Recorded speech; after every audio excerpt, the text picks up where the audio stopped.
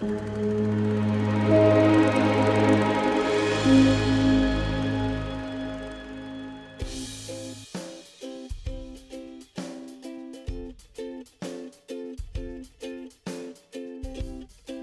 everybody, and welcome to Jobs in Showbiz. My name is Olivia Gudaniec, and today we're here with Stephen Mann from Mann Casting. Hi.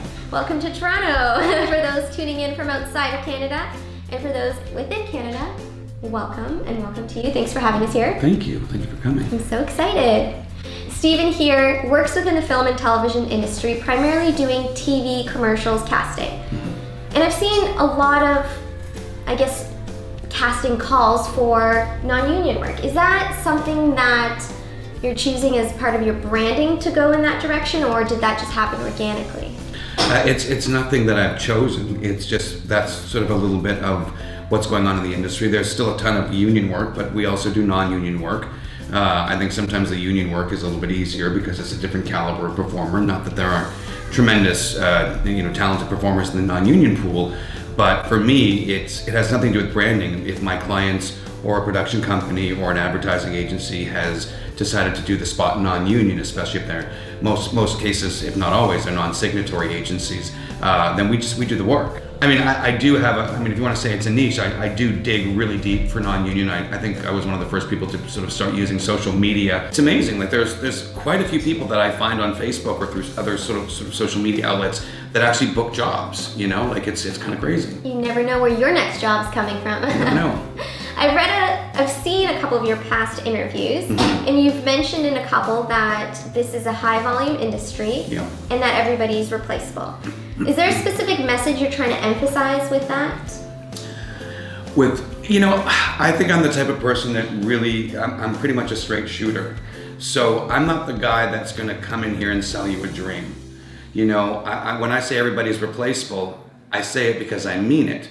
And I say that because there's so much talent in Toronto, and there's so many people that are vying for so few jobs that people will almost remember what you do wrong more than what you do right. I mean, there's some really great performers that work consistently, but there's a lot of people that are coming in for auditions and trying to get a job and trying to do a good job, but because of the volume, everybody's replaceable. So you gotta stay humble, guys. You always have to stay humble. I mean, you're in an industry that you've selected, which is all about rejection. So you need to be humble. Yeah. And you need to not take it personally. Which is hard sometimes, but Absolutely. you get the hang of it, you get practiced, and when you book it, you'll know it's really meant for you. Totally, yeah. So you've been a casting director for approximately 10 years, is that correct? I started working with my mom, Gloria Mann, who's been a casting director for over close to 40 years, and then I opened up my own shop about 10 years ago, and I've been doing it on my own for 10 years, yeah. I actually took a workshop with her back in the day. Nice. A lovely woman. Nice, thank you. And your dad was in broadcasting, so you've always been in this business. Yeah, I grew up in the entertainment industry. So you kind of had an upper hand there on some of us. I wouldn't even say it was an upper hand, and in fact, growing up, I kind of knew that there wasn't another industry where I kind of fit in because we are a product of our environment. Was it my first choice to become a casting director? No. I just kind of fell into it, and it just became my career. So my next question is, I want to know about that internal dialogue. When did you make that decision to give up your passions and become a casting director? I know, it's a loaded question. It's not. For me, I'll be really honest, it really came down to the fact that I was tired of being broke. And I was tired of, my goal before I became a casting director was, I started in radio. I wanted to become the next Howard Stern because I love the medium of radio. Yeah. And then I wanted to write comedy, and I was doing all that, and I was doing it, but I was really struggling paying my bills. And as I got older, I kind of felt that I was beginning to run out of time because I wanted to have a family one day, and I just didn't want to struggle anymore. So for me, it really came down to a financial decision. And, speaking to a lot of actors, I know that it's a struggle. And back in the day, acting was a profession. And I think nowadays it's almost like a hobby because you have a lot of actors that are now realtors. They're not just wait staff. Like everybody needs to have a plan B, and C and D sometimes. Absolutely, and casting was probably my C or D, and but it just happened, and it was an opportunity that presented itself when I was 35, and I said, you know what, this is an opportunity. I'm going to give it everything I got. And I did, and I've been very lucky and very blessed, and I love it, and it's been great. Well, it's hard enough to find a position you love within this business, let alone get a steady income and then be successful. So you're definitely on the right track. Congratulations. I'm very lucky. Thank you. Thank you. What would you say to all the actors or directors or anybody that's in film that's pouring their heart and soul out and they're either not booking or not producing the results they want? When is it time, I don't want to say to give up, but to try a different avenue? I think that has to be a decision made within each individual.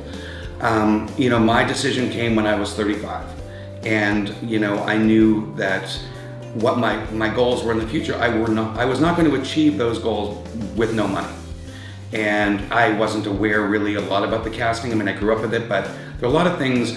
So when it comes to casting, picking the pictures and the talent is a great skill because you kind of have to know who's good and what people like and who they don't like. But that's the easy part.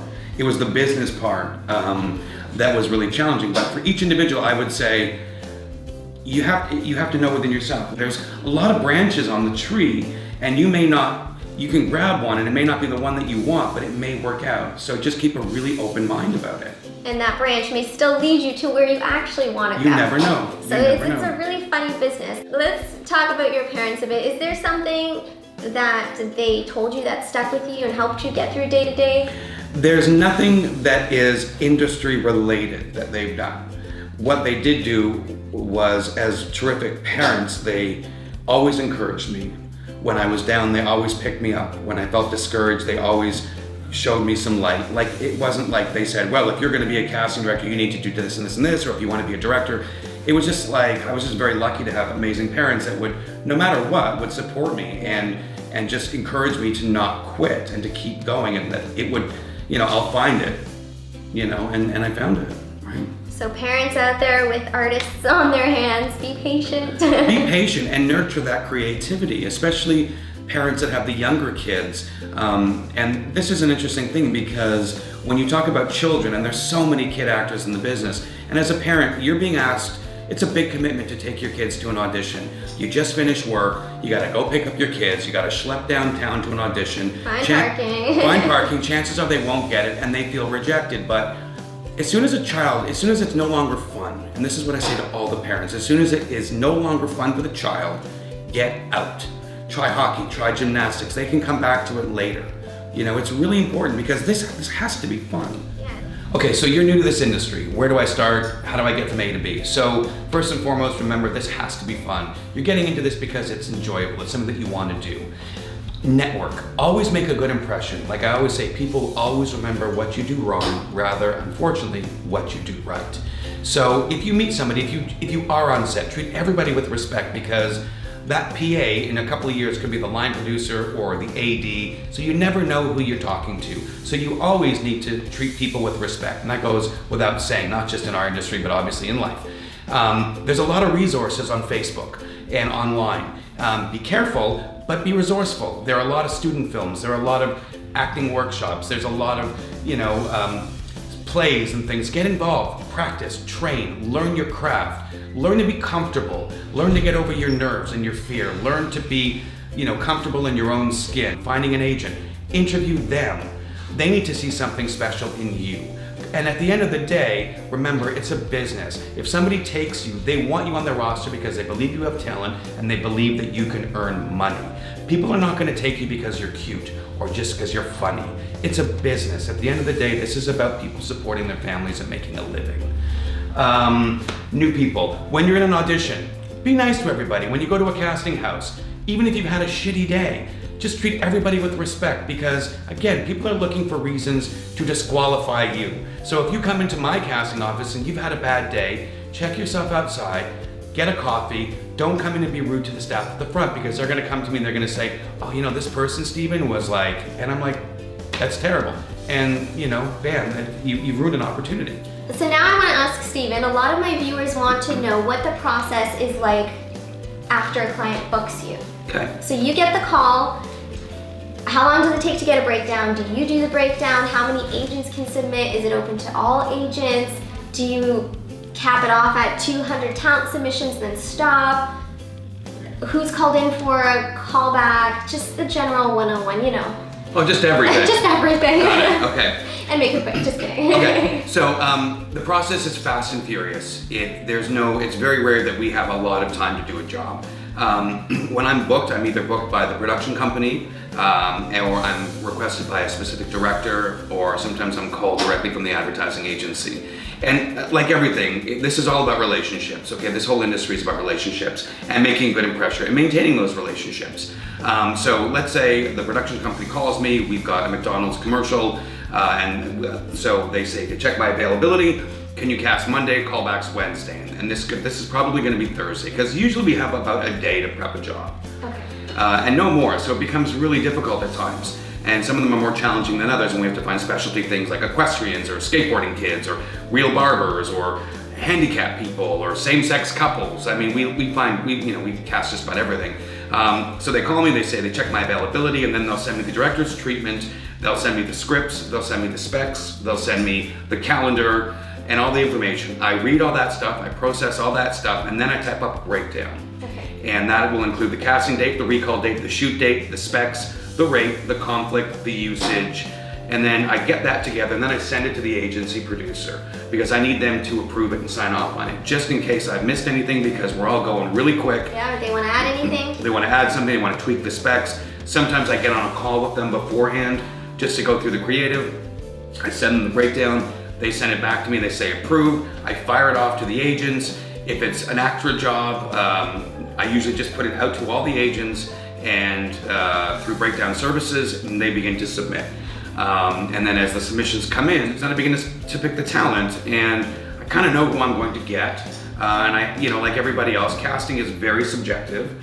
There are people that I gravitate to that I just gravitate to them. I think they're talented. There are people that I may not normally gravitate to, but when they come in, they're always on the table during the select process. The director likes them or the creatives like them. So if they see something that maybe I don't see, then it's my job to, it's so subjective. I'm gonna bring those people in if they're making a good impression. Yeah. And then there's also that small component of, there are some friends I have in the business that I've met that are genuinely my friends, and of course I'm gonna show a little extra love to. It's called relationships, it's called friendships, like my best friend's an actor and he needs a time change. He's gonna get a time change, he's my best friend. So, so those are the components, and then fire it out, I put the job together, and then we email out the times to the agents. Yeah. There's no limit as to how many agents submit. There usually is a cutoff time. I'll say please submit. I used to actually say please submit by 3 o'clock today, but now I always write just please submit ASAP, because there's so many jobs that are moving and so many moving parts that we need to get these jobs prepped and out and done properly. So, but then you have jobs that are a little bit more difficult, where you're looking for these specialty things where not only do we send it out to the agents, we're posting it on Facebook, and we're posting on my own personal page, sometimes on my casting page. Sometimes we're looking for new moms and I'm on like the Leslie Go Moms or the Moms of Davisville, and it becomes like a whole job in itself to micromanage my email. Like another project. Well, honestly, like you saw my email, some mornings, like it's disgusting. Like I come in about 45 minutes earlier just to sort my email. Clear it out, yeah. And just to allocate through all the job folders, because it's really hard. And you don't want to just delete something because someone took the time to write to you. So you want to give it justice, you want to look at it, and if they're right, you want to give them an opportunity. Well, that's a good way to look at it. I know whenever I see like a little notification on my iPhone, I'm like, gotta get rid of it, so I can't even imagine 500, 600 emails. Well, I can show you just like, what do I have? Right now I've got 1,800 flagged. Oh gosh, that's like gives me anxiety. Yeah, it can, but every job is different. The one thing that that you need to understand is that it happens so quick. Yeah. So I'll send if I have an agency that's in Los Angeles and I'm in at 9 o'clock in the morning and we're casting tomorrow, I need to get this out by 11 o'clock. They're not awake. So I'm saying to the producer, give them a nudge, call them, like I need this breakdown approved so I can get started, but they're still sleeping. Yeah, so it becomes, you get a lot of pressure, you feel a lot of pressure because you have to get it done properly.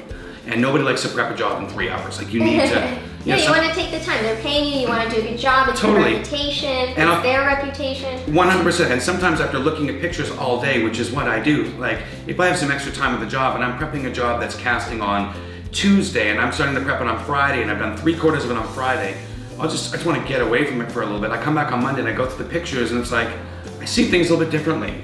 Like it's just weird, right? No, it's a new set of eyes. You've had a break. I'm looking at thumbnails. Like my whole life is, I'll show you, is thumbnails. Which are literally like this big, guys. Yeah, this is my life. Like looking at thumbnails and names, and you know, you become saturated, and sometimes you just need to step back, and you'll just see something a little bit different. Yeah. For sure. Well, I appreciate you sharing all that insightful information. Yeah. Yeah. And before I let you go, if there was another job you could do on set, what would it be and why? So on set, I would probably want to be a director. Okay. Just because I love the talent, I respect the talent, I have empathy for the talent for what they're doing, and I love working with them. So that would probably be the one job that I would want to do on set, and just have access to the craft service. That is a really good perk of the business. It is a great perk, no doubt. Well, thank you, Steven. You're welcome. Appreciate you guys watching. If you found this video helpful, like, subscribe, and share with your friends, and we'll see you guys next week.